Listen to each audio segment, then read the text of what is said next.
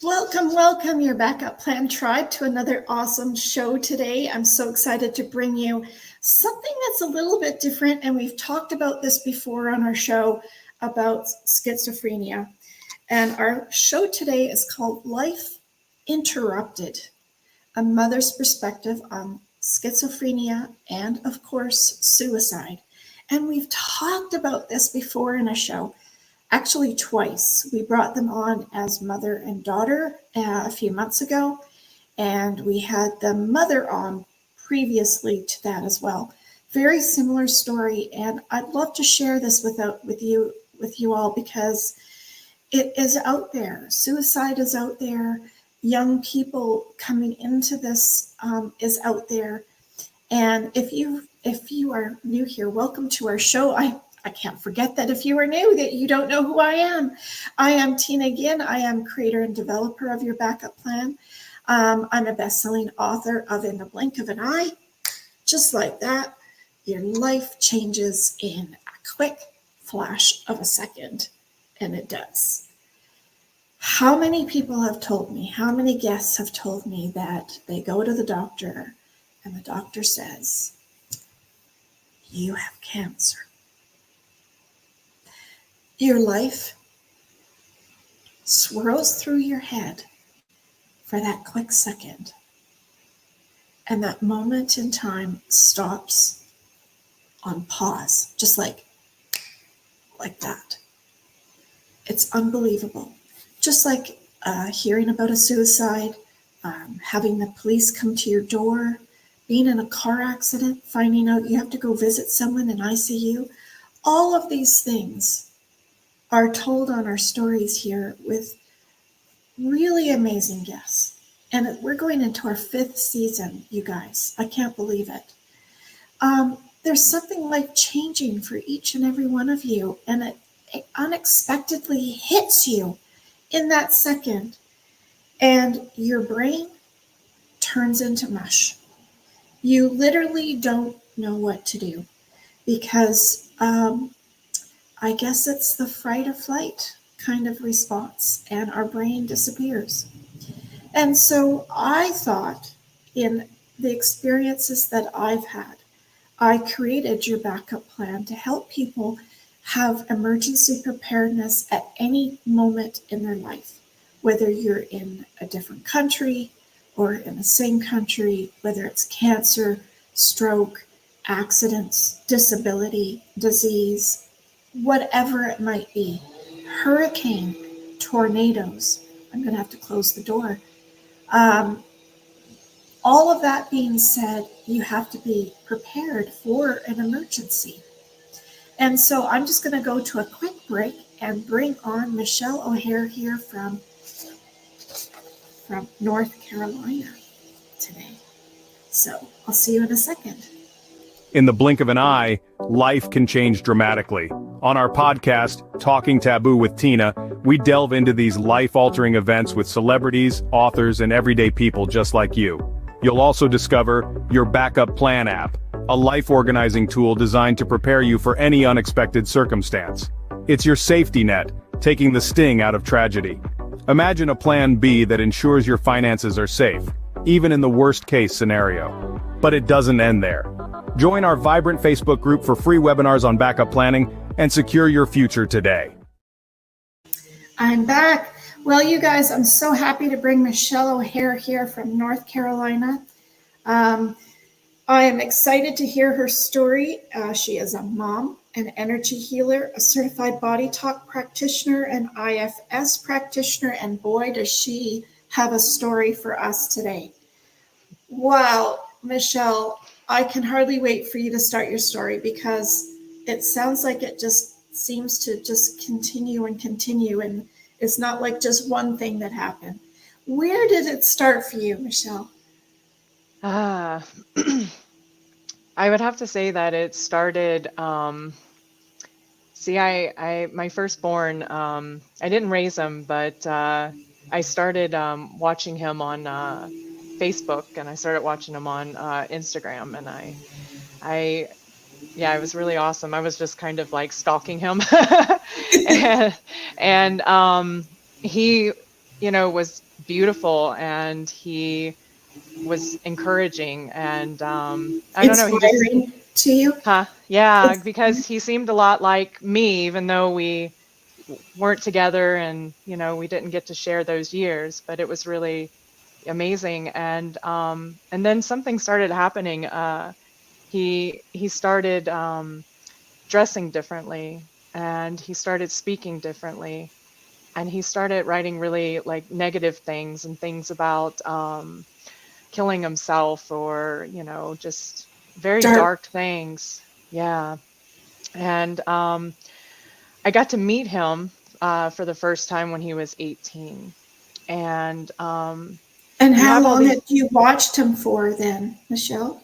When you- probably for probably less than a year. Okay. Yeah, I would message him without telling him it was me. And then eventually I would tell him it was me, and then he would just like block me, because he was Oh, angry. He didn't understand what had happened, because he didn't have really reliable sources to tell him the real story of, him and I. And so I understood, but it was very, very hurtful. And when I met him, you have all these like, oh, I'm gonna meet this this young man, and oh, what is it gonna be like? And you're just really excited and stuff. And then when I met him, and I hugged him, he was so tall. You go from like 3 years old to this like really, he's like 6 foot something, and I'm just like, wow. And then he started speaking, and I realized he was really sick. He oh, would He was talking about underground societies, and him being a part of them, and killing people. And it sounded like a Halo game, to be honest with you. But I could tell that he was absolutely out of his mind. And I was just like, what do you do with that? That's our where do you first think it meeting. came from? Like, because you don't know him very well, so. Sometimes they say that people hold schizophrenic genes. And sometimes it's like the mother and the father have to hold those genes, and they can come out in certain sort of circumstances. So my son Skylar was not brought up in the best of households. His grandparents, especially his grandmother, was very narcissistic, very abusive, and said just god awful things. And his dad was pretty sociopathic, and they allowed him to be around him as well. And so like growing up in a household where they told him that your mother abandoned you, and your mother wished you never were born, and just like all these kinds of things, um, I'm sure that didn't help. It was like the Yeah. environment breeded that sort of thing to come to pass. Oh, that's horrible to Yeah, think, like, because if you can't see them, all you do is want them to be healthy, happy, yeah, and independent. yeah. But if that's not the case, then it must be even more hurtful. How does that make you feel now? Now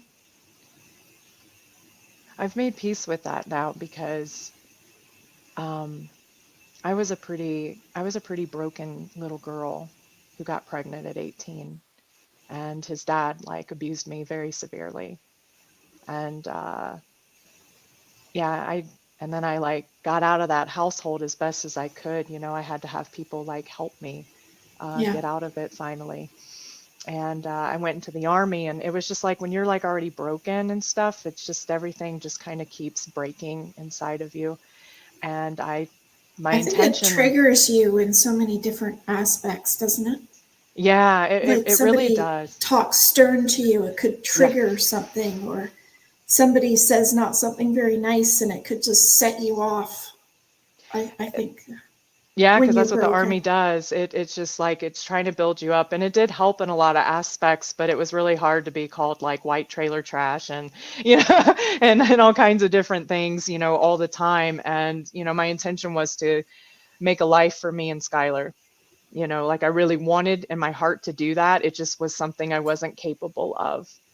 And By so I yourself. know yeah, by myself. So I knew that, after I went through all the guilt and the shame and all those things that had come from that, I know that I did my best with what I had. And Yeah. that's really great to come to. So that being said, that's your background. Now moving back into Skylar, who's 18, you finally Yeah. get to meet him. What Yeah. happened next? Well, he wanted he wanted to live with me.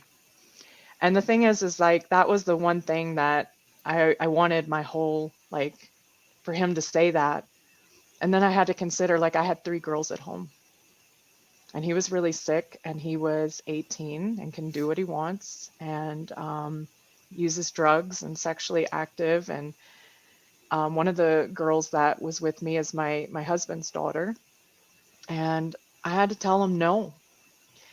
And we just went on a spiral. We got to be mom and kid, somewhat. We argued, we laughed, and we talked on the phone. I tried to get him to stay on meds. He was on them for about a month.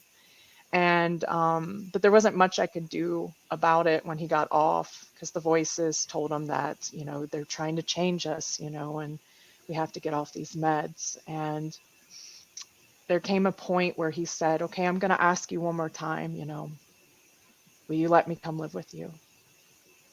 And I told him no. He says, "When I kill myself, it's going to be your fault." Oh, nice. Yeah, right? And yeah, I didn't believe him.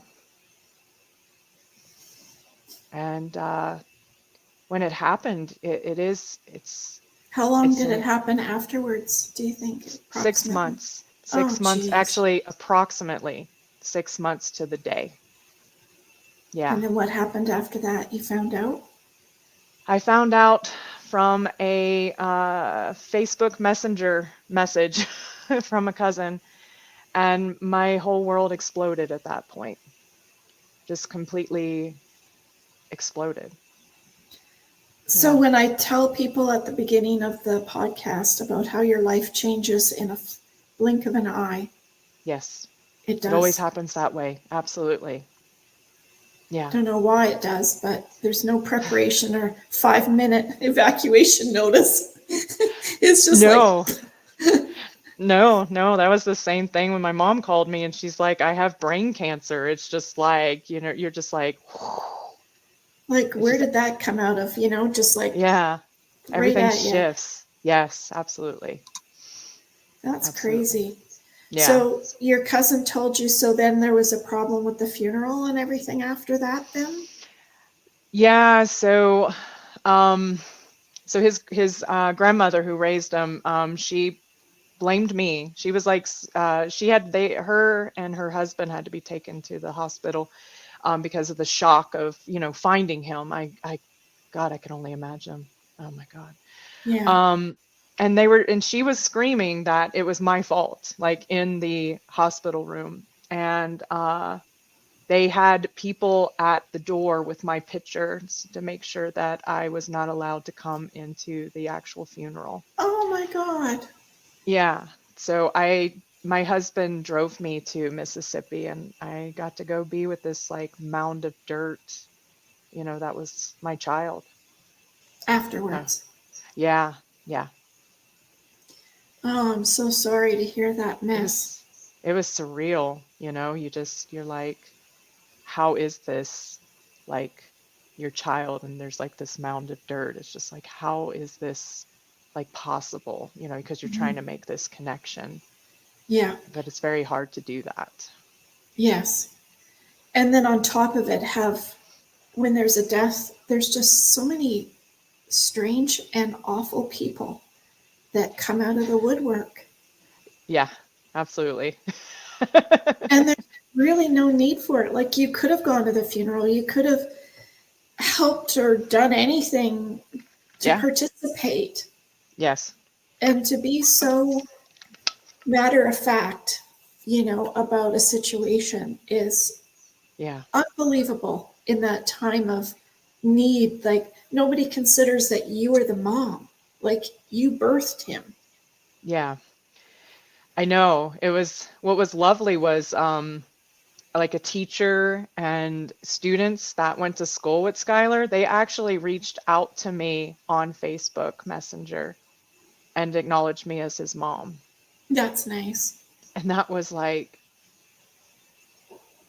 amazing. Because I was like blocked out as like a nobody. So it was really touching. Yeah, really, really But touching. why does it take strangers to be able to do that, and the people that are family and friends that we think are close to us don't? Especially when there's a death. It's crazy. There's so much entanglement.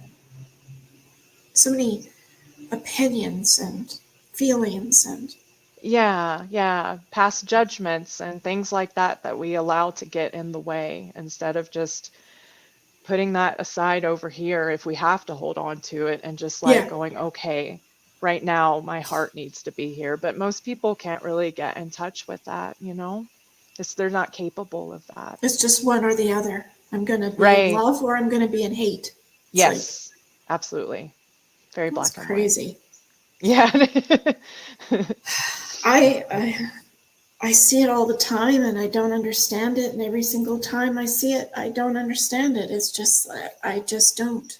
I, Just I've not the seen way it you with my work. own sister uh, Yeah, to turn into this other person that I don't even know.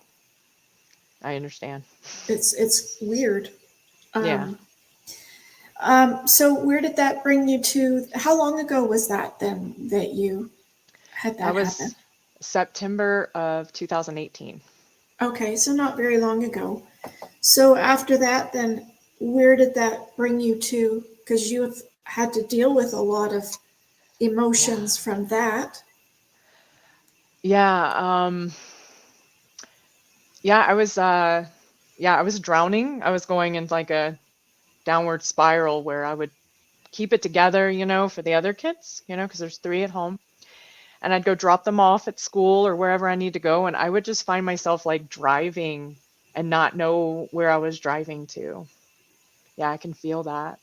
Yeah, I was so lost. Yeah, And because it's like when you hold like different titles, like I always wanted to be Skylar's mom again. yeah. Like that was like like a huge, I mean, that's my firstborn child. You don't just go, oh, well, oh, well. There's another one. Yeah, here's another one. No, it's just like that was still like so deeply felt in my heart. And so it's like a lostness of now who am I?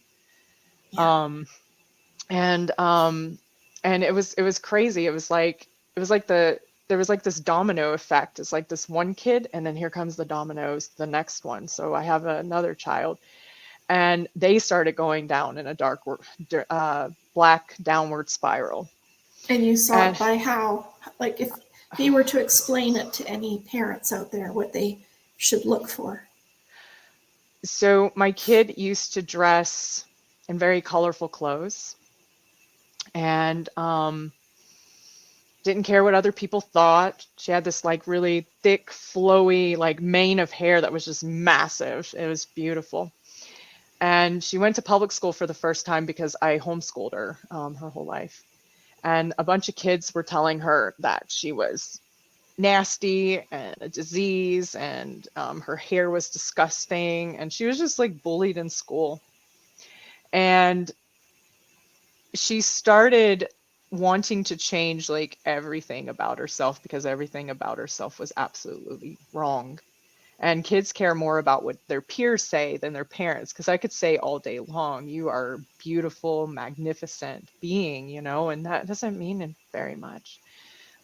She started dressing very dark and started listening to really dark things. And I would try to, shift it and stuff like that. But I was grieving like mad, just really deep grieving. So I was doing my best. And Because for you, it's not even just a regular grief. It's like the grief of you giving up the hope that you were still going to be together and Like there's Yes. a lot of stuff that other Yes. people wouldn't have on Yeah, top of the regular grief. absolutely. I thought that that was the biggest one I had to let go of was I thought we would have more time. Yeah, that was Absolutely. huge. Yeah, and that was Because not now it so. started to roll and you thought you actually were going Yes, somewhere yes, I did. positive with it, right? That we would get through this, you know? I mean, 6 months is not a whole lot of time, but so much can happen just in 2 weeks, Yes. Yeah. one day. One day. Yeah. Why do you think he did it? I understand from nurses that people that do this have just want to get out of their pain that they're in. Yeah. You don't you don't see that there's another option. And he had 12 voices talking to him. Why is there 12? Is that a special number? He told me, and he named them Oh, all. oh, Yes. they have names. Yes. Is that Yeah. part of the schizophrenia then, or is that something else?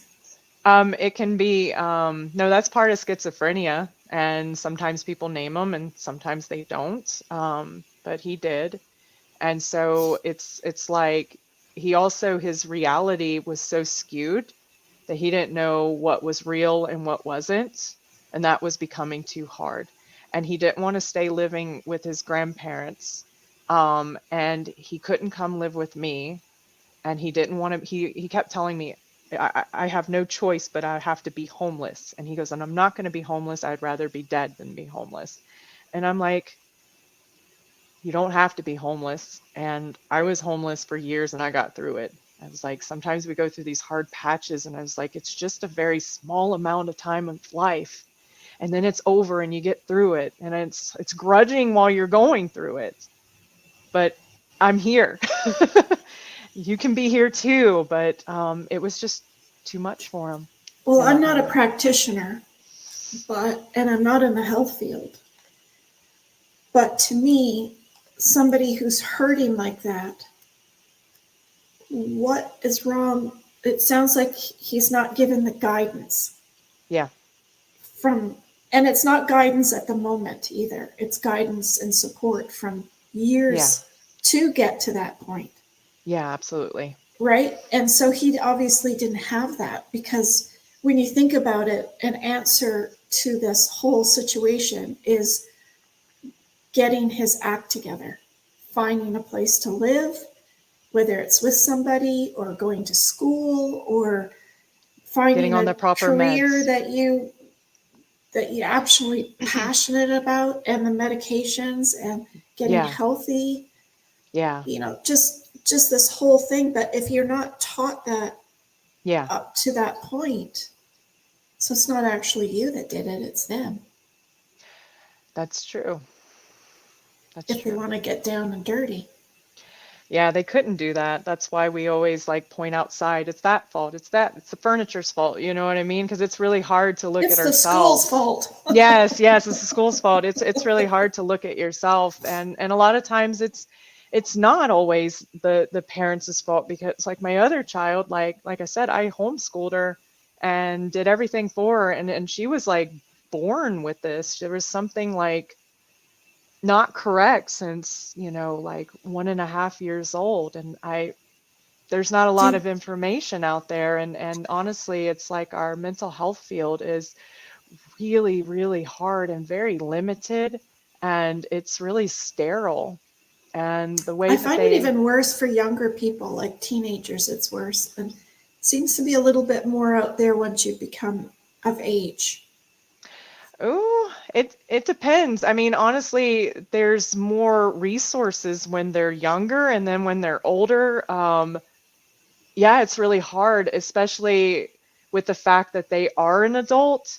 And if Yeah. you don't get like some sort of like guardianship or something, you have a mentally ill child without guardianship, and they can make their own decisions, and they're not going to be the best decisions. We're going through that with the 20-year-old stepdaughter right now. So with schizophrenia. Both of them, your daughter and his daughter, has it? Yeah, yes. How is that even possible? Yeah, I know, right? I know. So how does somebody know that that's what they have? Like, how do you see the signs of something coming? Is it all of a sudden at a Yeah. certain age, or Well, they'll tell you that you can't know for certain until they're 18, and that's a bunch of shit. So you can start to, I know that kids have issues and things change when they have, their hormones and they go through puberty and stuff. But if you're paying attention and you're not too busy with your career and you're not and you're just letting them be on their phones and just not having a relationship, if you have a relationship with your kid, you can tell when there's something really wrong. And if they keep a journal, you read it, because it's saved my kid's life, because I read the journal and I read about them trying to hang themselves from a tree, and I oh, was able to, yes, so able to intervene so that that didn't happen again. that is awful. She Yes. tried and that didn't work, obviously. Yeah, I tried a couple times. Also had like a handmade, like a homemade noose that was like portable, that would squeeze the neck, and if you didn't take it off in time, uh, she could have like lost consciousness and died. But I read that in a journal, and I've always been, it's like, yeah, they can hate you. It doesn't matter. I mean, I've read things where another girl seemed so great and she was doing well in college, and her and her family just went on a ski trip, and she killed herself, but she had it in her journal, and the mom read Before. it. Yeah, the mom read it after. And so it's like that, when I read that, that spoke to me, and I said, okay, I'm going to read my kids' journals, and I'm going to be very sneaky, and I'm going to just do that because it's for their own good. They didn't know that you were reading them. No, not until later. It's good though that you knew that you could read them. Like, Yeah. I mean, it wasn't hidden away that they were doing it They without you know. they thought that they were hiding it. Yeah. I'm a really good detective, so Well, I know a lot of kids get really upset if you read their diary or, that yes. type of thing, right? Yeah, But and like you that's said, it's okay. for an emergency. It's It needed. is. It is needed. Yeah, So what because you would could you save their advise life. parents to them be part of their lives in every shape and Yes. form? Well, yeah, I mean, you don't want to be like too like helicoptery or, smothering and stuff like that. But like taking the time to do things together after school, even if it's just like having a little conversation and a check-in, not being too, invasive, but just, I'm here. Um, Planning different things, that you can do together, doing family games and stuff like that, just so you can just be aware of their energy, be aware of how they're doing on a day to day. And if they're not doing so okay, you find a really good therapist, and sometimes you need family therapy, because no one gives you a book that tells you, hey, this is the perfect way to construct a beautiful modern family, I so would like one of those.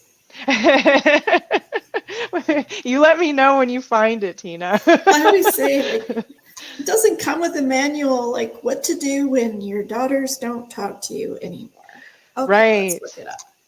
right, What to do when your son doesn't talk to you anymore. right. All of these different things. I wish we had a manual for that.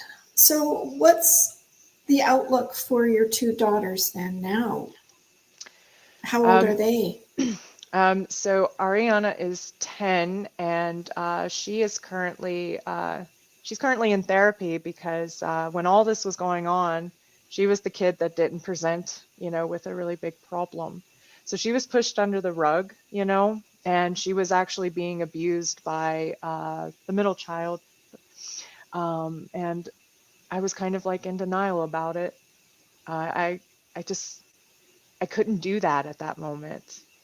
And I felt so I felt so ashamed and so guilty that I let this happen to her and that I didn't do anything about it. But when I go back and I go, you were just like trying to stay afloat. You were When you doing said everything. when Mhm. she had this happen to her, when you mean when she tried to commit, you mean No, is so my 10-year-old Ariana is the younger one. She was much younger, and she was abused by the one that was put into mental institution.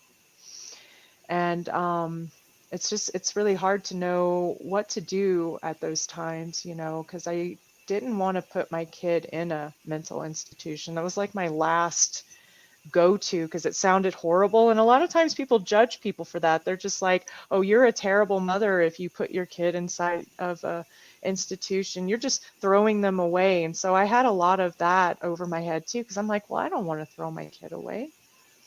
But there's some things that are so big that there's nothing that you can do.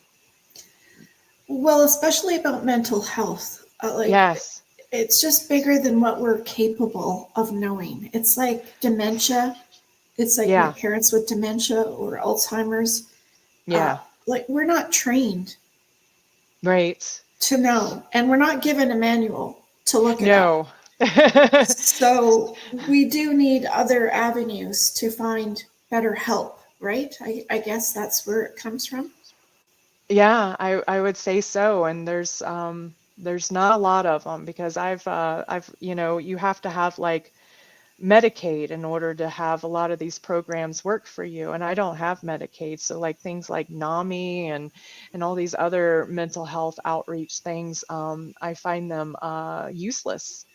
Yeah. And they have like mobile crisis. I've done mobile crisis. It's absolutely useless for people who don't have Medicaid. And to be honest with you, like even though Medicaid has a lot of programs, you're given a case manager and they don't keep up with you. You really learn how to advocate for yourself. And that's honestly like anyone who's dealing with children with mental illness and stuff. And you have to put your kid in an acute mental health place or long term. You Or have to therapy look. of some sort.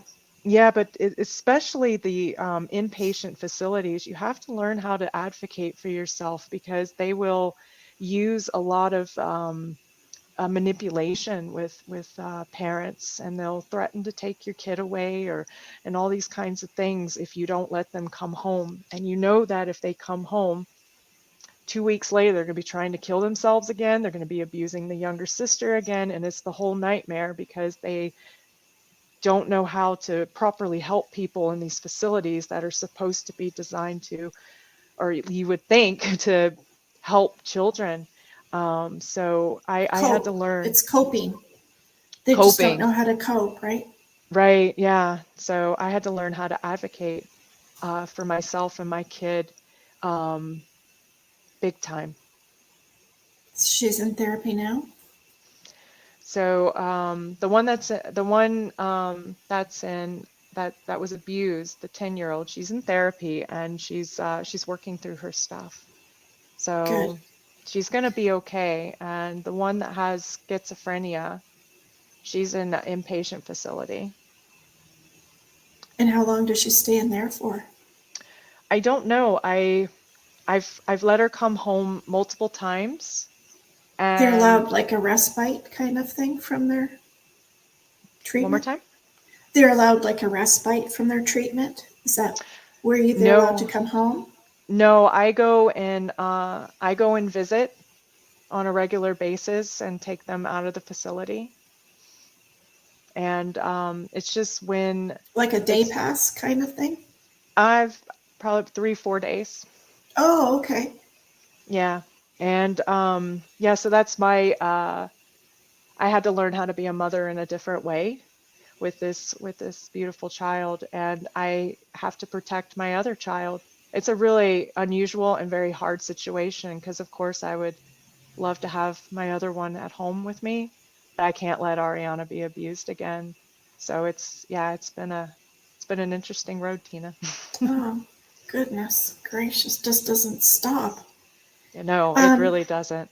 a quick halfway point, everybody. Make sure you contact Michelle. Her information is in the description box below, as well as any information about the show, and my information is also down below for everybody. So please like, share, and subscribe.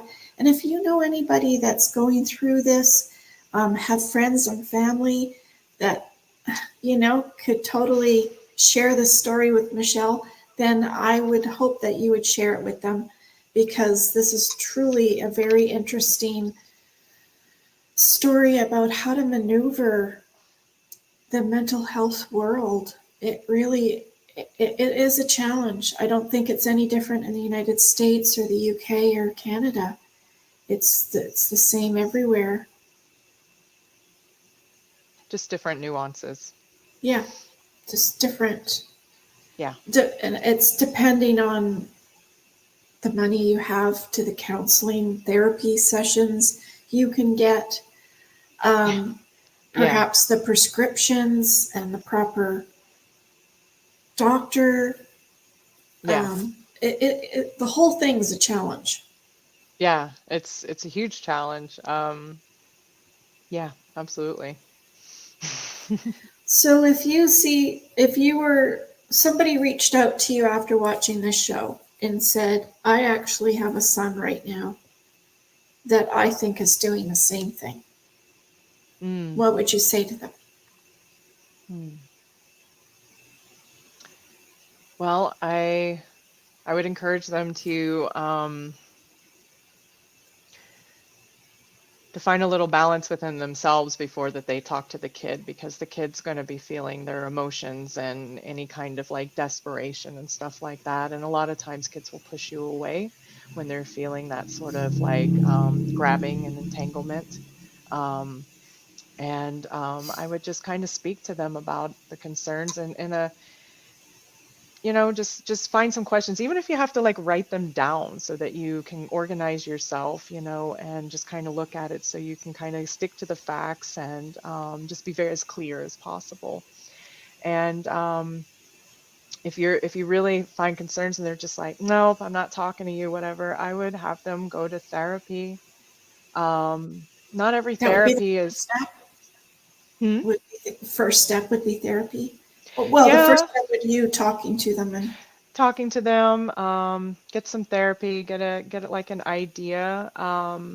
You might have to bring them in for some sort of like, if you want to go like, if it's really looks bad, if you want to get like a diagnosis, you might have to get them evaluated. It's just a lot of times people don't uh, give a diagnosis of anything schizophrenia related, or bipolar or anything like that until they're 18. And to me, it's like too late. You could have been, working on that early. If people are more like, I guess, alternative, I mean, you can find people that will work on some of these things, like body talk. You can go to the Body Talk website and you can read about it. But that has helped me extraordinarily with my healing, and which is why I became a practitioner myself. But I've seen so many people heal through these different alternative modalities. So it might be something to check out. But because you don't know which one of them is going to work. you don't, and so you just kind of like, you always, to me, you cover like all grounds. You cover the physical, the mental, emotional, and the spiritual. So if you're doing that, it's a slow game, you know, and I would just keep up on it. Make sure that you have someone to talk to, and that As you have, well. yeah, because you need to have someone to kind of like tell your experience to, and the frustrations, because it's a lot, and it feels like you're carrying it all by yourself, because who can you talk to about this? Who can you Mhm. tell, about your kid, all of a sudden, like, not looking like your kid and looking like something demonic, I mean, it happens. It's just, it's really scary, and, without feeling like you're going to be judged. So it's good to have support yourself, your own way of healing and clearing things that you might be carrying as well. Um, Do but you think one, hormones make a big difference with them? yeah, I think that hormones can definitely, yeah, of course, it's like that's like a huge explosion within an adolescence as well. It just kind of like supercharges things, which is why, in all fairness, the mental health field doesn't want to give them a diagnosis, but they don't have to. They could just say, okay, this has these kinds of symptoms, so we'll start treating that without a diagnosis, because you don't really need one. It's just to know the different sets of things that you're looking at, so you have a better idea of like what medications or protocols to use. But Well, it's to help the person feel better, feel yeah, like they have a life every day, right. I would say. So, who cares about the diagnosis? Let's just go with the how can we make this person feel better? Yeah, absolutely.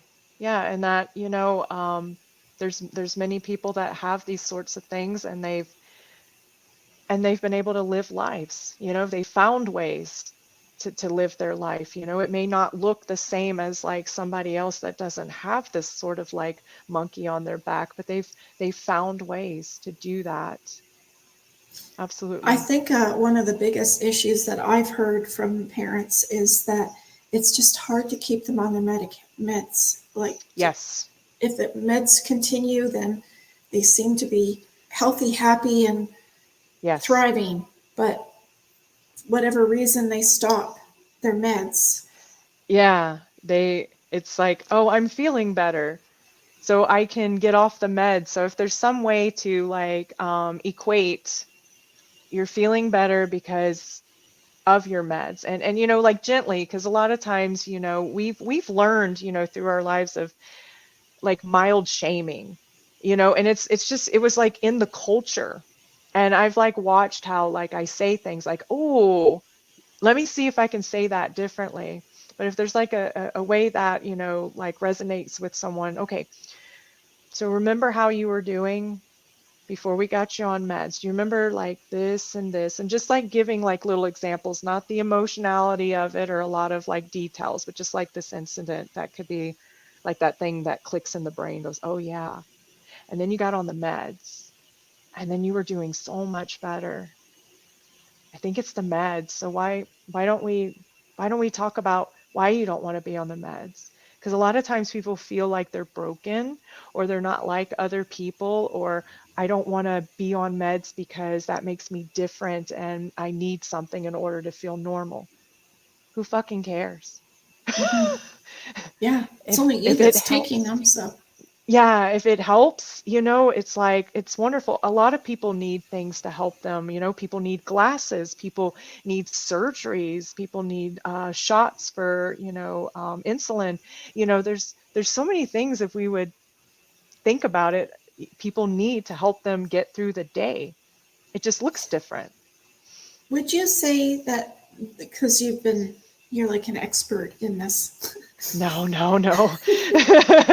Not at having all. having dealt with all of these different situations, um, would you say that if you could find something that they could attach to that makes them feel really good, like I'm thinking like a teddy bear or something that means something to them that they have an attachment to, is that any possibility of coming up with something like that that they can feel better about themselves by feeling joy when they touch it or look at it, or you know what I'm saying about Yeah. an I don't object? know. I don't know. I mean, I know little kids do that. Um, I was just curious because yeah, I don't it know. seems like they're looking for what I envision. You know, you're looking for the pain to go away, you're looking for happiness, you're looking. Well, with schizophrenia, you have a bunch of voices talking to you. And so like it's almost like you're in one of those like Twilight Zone movies. And like everything, one moment everything can be very sunny and you can see everything like the way that we see things. And then all of a sudden it can start whispering to you and a paranoia. And then all of a sudden your world starts getting very twisted and dark and everyone, you can't trust anybody. And you start recording everything and you start listening to those recordings for that whispering that you're, trying to hear that's really not there. You want to put cameras out in front of your house. Um, yeah, it's totally different. So it's more like with schizophrenia, it's more of accepting this is where they're at right now, and how can I help? But not helping to the extent where you're killing yourself, because we all seem to think that that's like going to help us to earn some sort of honor reward badge and we can get rid of the guilt that way. And that's not the Hmm. way to do it. We have to take care of ourselves and realize we didn't make this happen. And even if we attribute it to it, so what? We're all learning, and now we can do something different and better by taking care of ourselves and doing what we can. Yeah, absolutely. Yeah. What I don't know where the time goes because I mean there's so many questions around this topic. I mean, Yeah.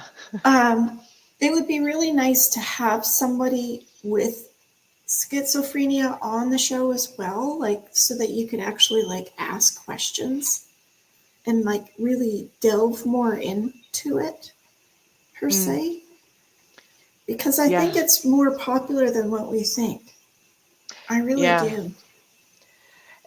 Yeah, it pops up more in my life, because when you open up to that and you speak about it, and more people will show up with it for me, like as a healer.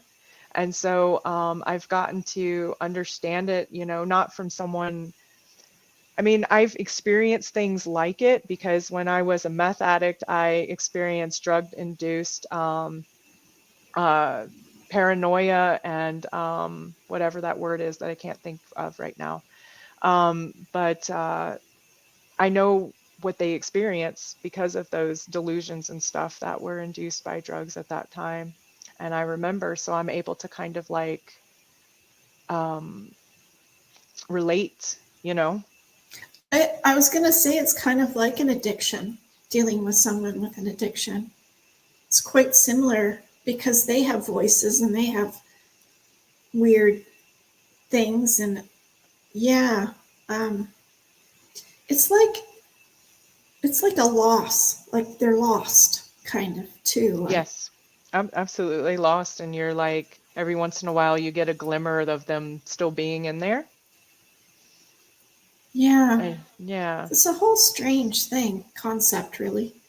What Yeah. kind of final message would you like to give the parents out there listening to this? Mm. Yeah, I think I To said some run? of it. Run! As soon as you know, just keep running. If you could Um, only do that, right? oh man. Yeah, no, there's thoughts of that, and you're not a bad person for thinking that at all. No. I've thought it many, many times. I And bet you did. yes. I have to myself. I'm Even from sure. yourself, you just want to run. It's like ah. um, I guess just the same things as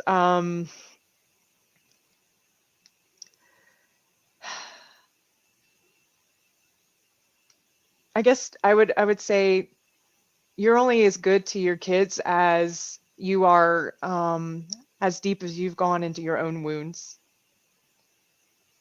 And honestly, like when my son committed suicide, all my wounds came up right in my face. Everything from my childhood abuse all the way through, all my, daddy Relationships. relationship, daddy abandonment, just worthless, no good.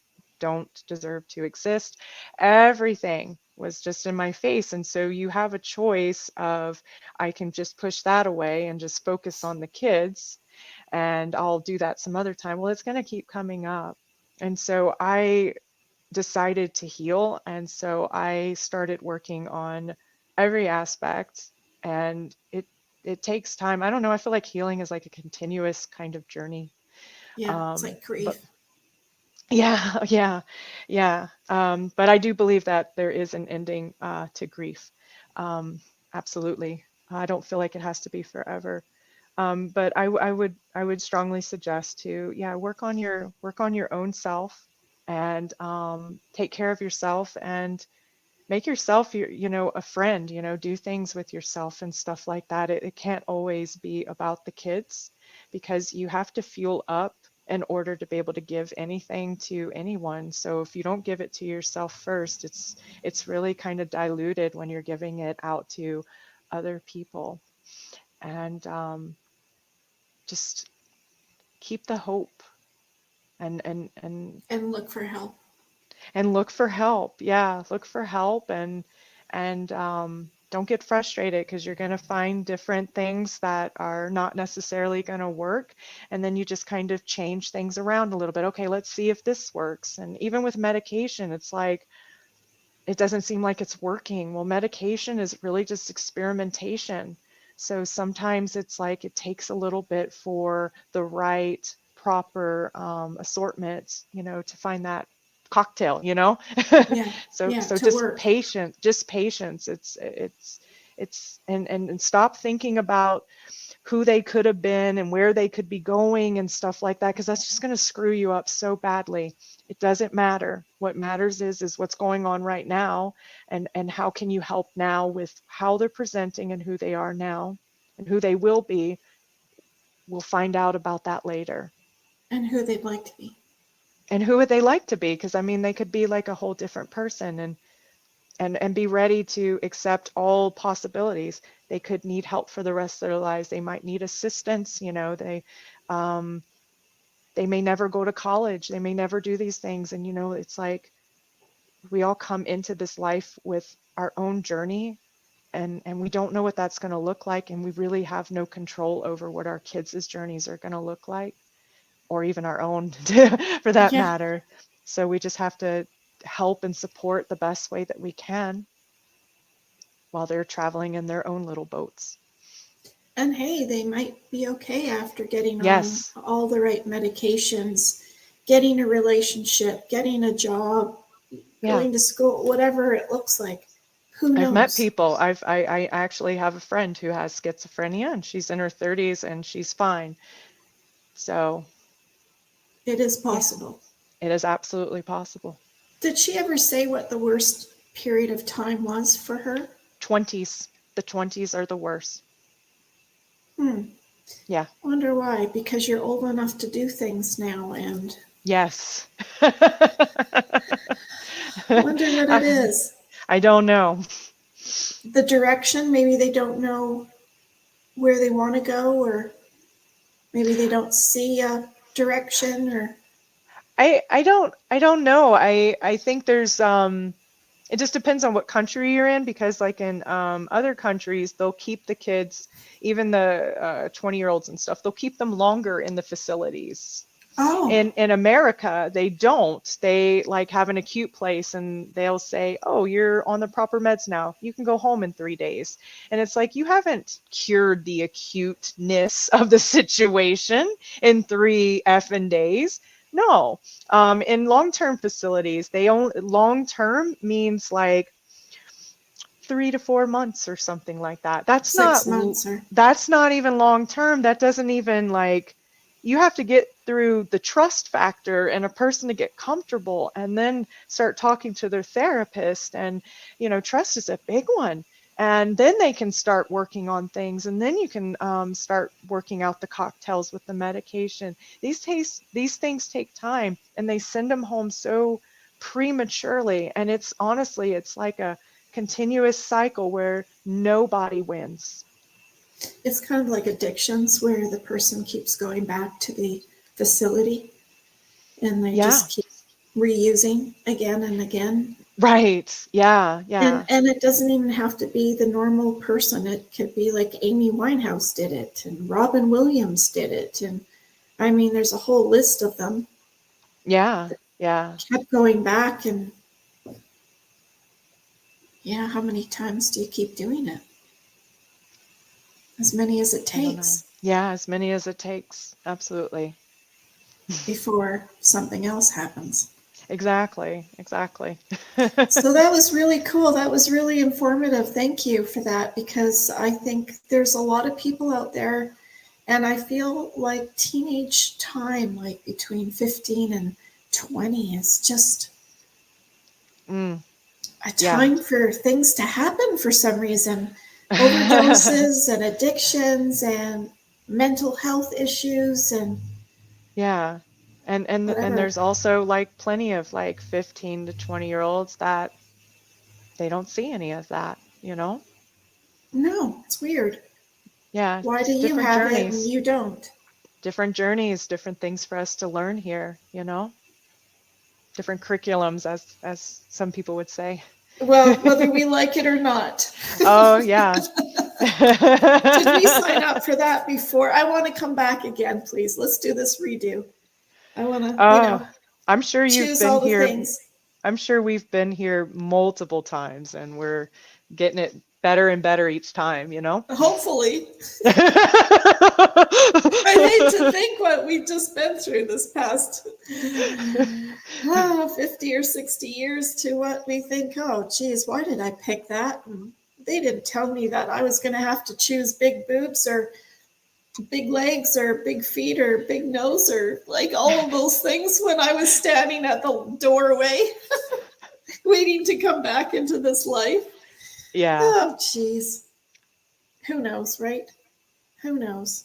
who knows?